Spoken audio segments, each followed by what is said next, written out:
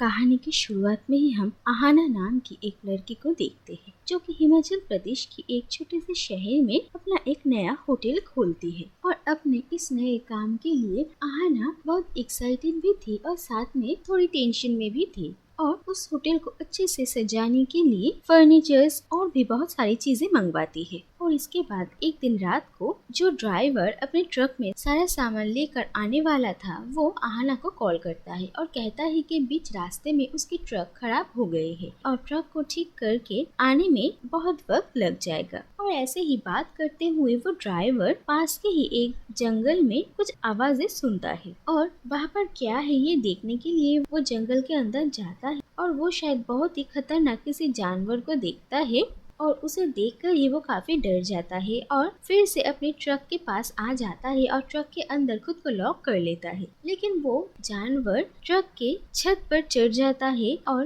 वहाँ से ही वो ट्रक के अंदर अटैक करता है और उस ड्राइवर को मार डालता है। तो दूसरी तरफ हम देखते हैं कि आहाना की इस होटल की ओपनिंग पार्टी रखी गई थी और फिर एक एक करके बहुत सारे गेस्ट आहाना के होटल में आते हैं। और इसके बाद होटल में कुणाल आनंद नाम का एक लड़का आता है और आहाना इस लड़के को देखकर ये समझती है कि शाम की पार्टी में ये लड़का गाना गाने वाला है। और फिर कुणाल पार्टी में गाना भी गाता है। लेकिन इसके बाद पता चलता है कि गाना जो लोग गाने वाले हैं उन्हें आने में थोड़ा लेट हो गया था और कुणाल आनंद एक नॉवेलिस्ट है और इस होटल का एक गेस्ट। और आहाना को जब इसके बारे में पता चलता है तो शर्मिंदा होती है और उसे सॉरी कहती है। इसके बाद देखा जाता है कि आहाना के होटल में एक न्यूली मैरिड कपल रहने के लिए आए थे और वो लोग पास के ही जंगल में पिकनिक पर गए थे और जंगल के अंदर वही जानवर इस कपल पर हमला कर देता है और इसमें वह आदमी तो मारा जाता है लेकिन उसकी वाइफ किसी तरीके से बच जाती है। लेकिन वो काफी घायल थी और उसे हॉस्पिटल में एडमिट किया जाता है। और आहाना को जब इसके बारे में पता चलता है तो आहाना उससे मिलने के लिए हॉस्पिटल जाती है और उस लड़के के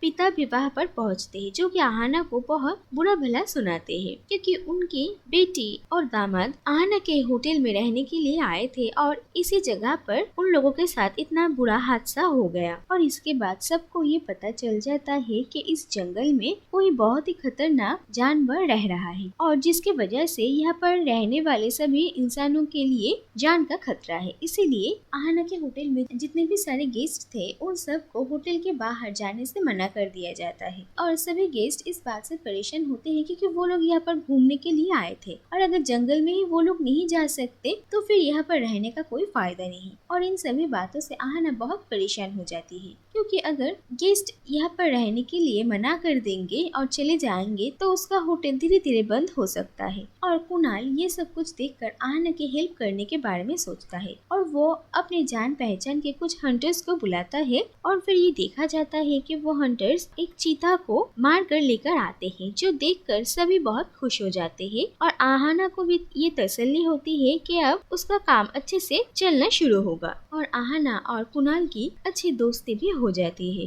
लेकिन इसके बाद एक दिन रात को अचानक एक जानवर आहाना के होटल में अटैक कर देता है और आहाना के होटल के शेफ को वो मार डालता है। इसके बाद जंगल में उस शेफ की बॉडी मिलती है जो देखकर वापस से सभी लोग परेशान हो जाते हैं। इसके बाद तो पुलिस ऑफिसर्स इस केस को लेकर इन्वेस्टिगेट करते हैं और इसके बाद वो जानवर फिर से एक दिन आहाना के होटल में अटैक करता है और इस बार होटल में मौजूद सभी गेस्ट और आहाना भी इस बीस्ट को देखते हैं और देखकर सब इधर उधर भागने लगते हैं। लेकिन फिर भी वो बीस्ट कुछ गेस्ट को इंज्योर्ड करता है और मार डालता है। लेकिन इसके बाद वो जब आहाना को पकड़ने वाला था तभी कुणाल आकर आहाना को बचाता है और फिर वहाँ पर एक दूसरा आदमी आ जाते हैं और वो उस बीस्ट के सामने आग लेकर आता है जिससे कि वो बीस्ट डर कर भाग जाता है। और सबको ये पता चलता है कि ये बीस्ट आग से डरता है और ये आदमी दरअसल एक साइंटिस्ट है और वो इस केस को बहुत दिनों से स्टडी कर रहे थे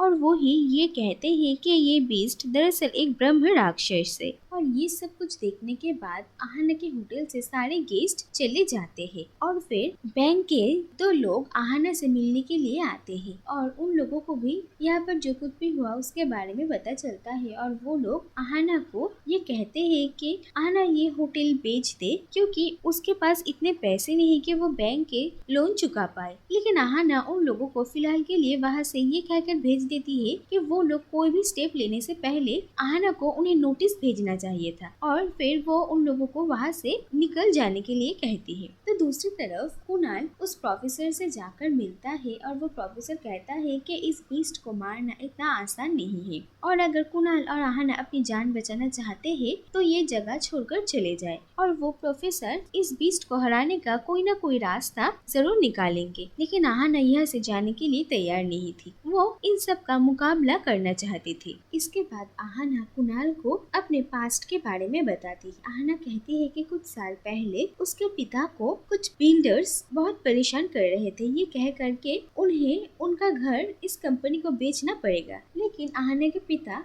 अपना घर नहीं बेचना चाहते थे, इसलिए वो बिल्डर्स उन लोगों को आए दिन परेशान करती रहती थी और इसके बाद आहना के पिता ने हार मानकर सुसाइड कर लिया था और अपने पिता की ये हालत देखकर आहना बिल्कुल टूट जाती है और इसके बाद ही वो डिप्रेशन में चली जाती है। लेकिन फिर वो खुद को संभालती है और यहाँ पर आकर ये होटल खोलकर नई तरीके से अपनी जिंदगी शुरू करना चाहती थी। लेकिन अब उसमें भी इतने सारे प्रॉब्लम्स आ गए हैं। इसके बाद आहना, कुणाल और वो प्रोफेसर इस बीस्ट को हराने के बारे में सोचते हैं और वो सब एक साथ काम करने लगते हैं। और जो तो पुलिस ऑफिसर इस केस को इन्वेस्टिगेट कर रहे थे, इंस्पेक्टर राणा और इंस्पेक्टर चौबे, वो भी इसमें इन लोगों की हेल्प करते हैं और फिर वो लोग एक तरकीब निकालते हैं। जंगल के पास में ही एक सुनसान सड़क में वो लोग एक बस के अंदर एक डमी को रख कर उसके ऊपर कुछ मांस रख देते हैं, जिससे कि वो बीस्ट इस खून की स्मेल से अट्रैक्ट होकर इस बस तक आए और वो लोग उसे गोली करके मार डालेंगे। लेकिन जब वो बीस्ट यहाँ पर पहुँचता है तो चौबे पहली बार इस बीस्ट को देखकर बहुत ही डर जाता है और वो वहाँ से भागने की कोशिश करता है और उस बीस्ट की नजर चौबे पर पड़ती है और वो चौबे को मार डालता है। लेकिन फिर बाकी लोग बाहर आते हैं और उस बीस्ट पर गोलियां चलाने लगते हैं, लेकिन उस बीस्ट पर इसकी कोई भी असर नहीं होता और वो उल्टा उन लोगों पर अटैक करने वाला था, लेकिन वो सब अपनी जान बचाकर भाग जाते हैं। लेकिन इसके बाद उन्हें ये लगता है कि शायद इस गांव में रहने वाले कोई इस बीस्ट के बारे में कुछ जाने या आखिर इसे कैसे मारा जा सकता है। इसके बाद वो लोग गांव के सरपंच से मिलने के लिए जाते हैं और वो कहते हैं कि बहुत साल पहले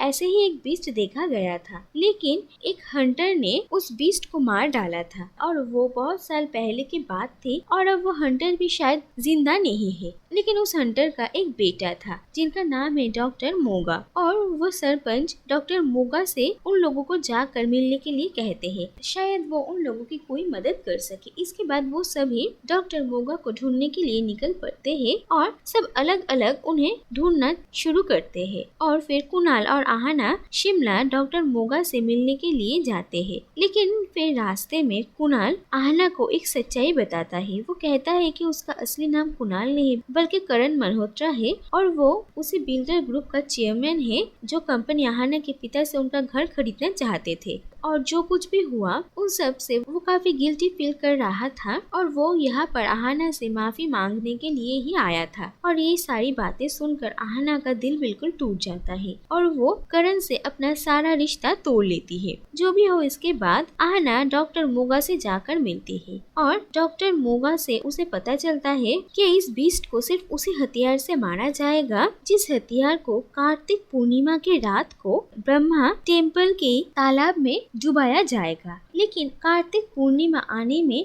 अभी बहुत वक्त था और डॉक्टर मोगा कहते हैं कि उनके पिता ने जब उस बीस्ट को मारा था तब उन्होंने एक राइफल का यूज किया था और उन्होंने 30 बुलेट्स को उसी तालाब में कार्तिक पूर्णिमा की रात को डुबाया था और उनके साथ और भी बहुत सारे लोग थे। लेकिन एक एक करके सभी लोग मारे गए और आखिरकार डॉक्टर मोगा के पिता ही जिंदा बचे थे और उन 30 बुलेट्स में से सिर्फ 23 बुलेट्स का ही इस्तेमाल उस बीस्ट को मारने के लिए किया गया था और अभी भी उन लोगों के पास 7 बुलेट्स बचे थे और डॉक्टर मोगा वो राइफल और बुलेट्स आहना को दे देते हैं ताकि वो इस बीस्ट को मारने के लिए इसका इस्तेमाल कर सके। इसके बाद देखा जाता है कि आहाना, प्रोफेसर और राना ये बीस्ट जिस जगह पर रहता है वहाँ पर पहुँचते हैं और उसे मारने की कोशिश करते हैं, लेकिन एक एक करके राना और वो प्रोफेसर उस बीस्ट के हाथों मारे जाते हैं। और वो बीस्ट जब आहाना पर अटैक करने वाला था तभी वहाँ पर करण आ जाता है और वो आहाना को बचा कर लेकर जाता है, लेकिन वो बीस्ट करण पर हमला करता है जिससे कि उसे काफी चोट लगती है।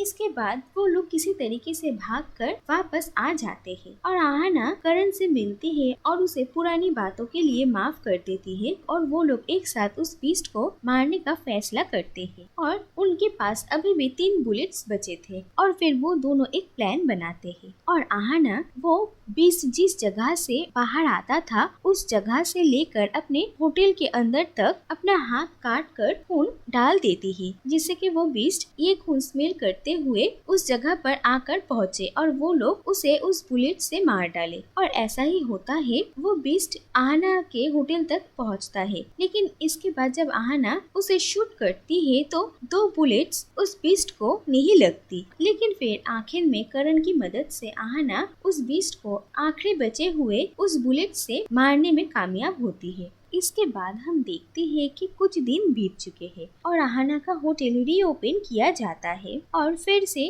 उसके होटल में गेस्ट आने लगते हैं और हम ये भी देखते हैं कि आहाना और करण अब दोनों एक साथ है और आहाना की जिंदगी से सारी परेशानियां जा चुकी है और वो अब खुश है। और इसी के साथ ये कहानी यही पर खत्म हो जाती है।